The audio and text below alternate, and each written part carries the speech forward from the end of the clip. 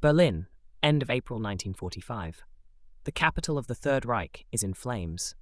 Everywhere roaring artillery strikes and towers, piles of rubble. The Soviet troops always draw the ring around the city closer. The end of the Second World War is imminent. In these last days of desperate defense are among the defenders.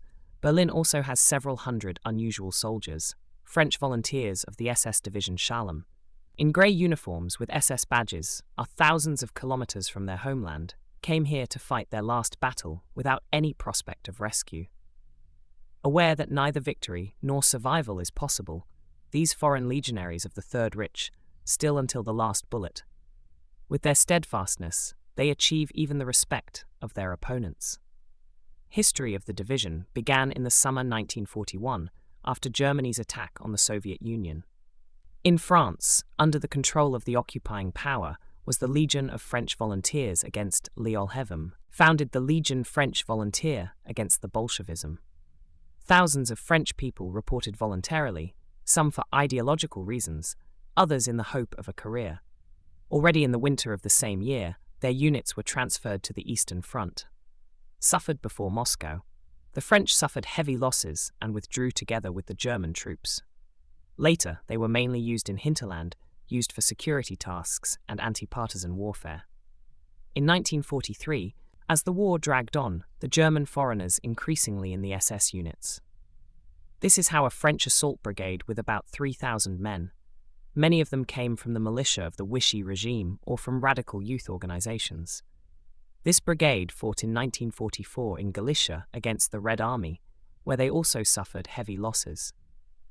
Nevertheless, the German command praised the combat capabilities of the French SS men, and in the autumn of 1944, after the liberation of France by Allied troops, it was decided all remaining French collaborator units in a unified SS division. The division received the name Charlemagne in reference to the medieval emperor Charles the Great, who once occupied a large part Europe. The name, should the idea of a new European order under Hitler's leadership, symbolize in which the French volunteers as allies of the Germans. The division comprised around 7,000 men. The commander, the German officer Gustav Krukenberg, appointed. Among the French Edgar Pure, a former colonel of the French army, who was appointed symbol of the volunteers. Beginning 1945, the Charlemagne division was sent into the Middle Inferno sent to the Eastern Front. The Germans tried desperately to Wurza. Advance of the Red Army in Pomerania stopped, and the French lost the most difficult task, the foremost. In February, the division, they held intersections and squares at the southern entrances to the center, fought in Wilhelmstrasse and Friedrichstrasse. The final storm began on April 28th. The Charlemagne battalion was at this time to only a few dozen fighting men shrunk down, but they were once again in the middle of Inferno. The area around Hitler's bunker turned into a burning labyrinth of rubble and smoke. This day became a legend. Small groups of French people, Soviet tanks destroyed it after the other by removing them to a few meters closer. Undersheep Eugen Volo shot in Neukölln 2 tanks and then in the city center. Just a few steps from the Reich Chancellery, further 6. On April 29th, in the midst of battle, he was awarded the Knight's Cross. On May 2nd, Volo fell from the bullet of a sniper's. Another officer, Second Lieutenant Roger Albert Bruet, shot down 4 tanks on the same day and received the Iron Cross. Fanner himself, wounded in the leg by a splinter, refused to give way and led his men continued. On the evening of the 30th, by April, it was clear. Everything was lost. Hitler was dead. The city was in rubble under fire.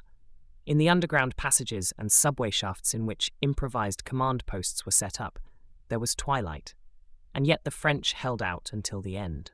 Even on May 1st, knowing that the Reich had fallen, they set the firefights at the Air Ministry and at Potsdamer Platz. Only in the before, in the deep night of May 2nd, Krukenberg, the last command in small groups, of the 300 volunteers, only about 30 remained in the fight. The last battle of the division ended Charlemagne, a fight without any prospects for rescue. Almost all French volunteers of the Charlemagne division who fought in Berlin fell in the Thel. Only a few managed to Inferno to survive. But salvation was that only in name. The survivors threatened imprisonment and harsh punishments for service to the Third Reich. Some of the survivors tried to surrender to the Western Allies. Henry Fenn succeeded with a small group to break out of Berlin and cross the front line to join British troops. But that did not mean freedom.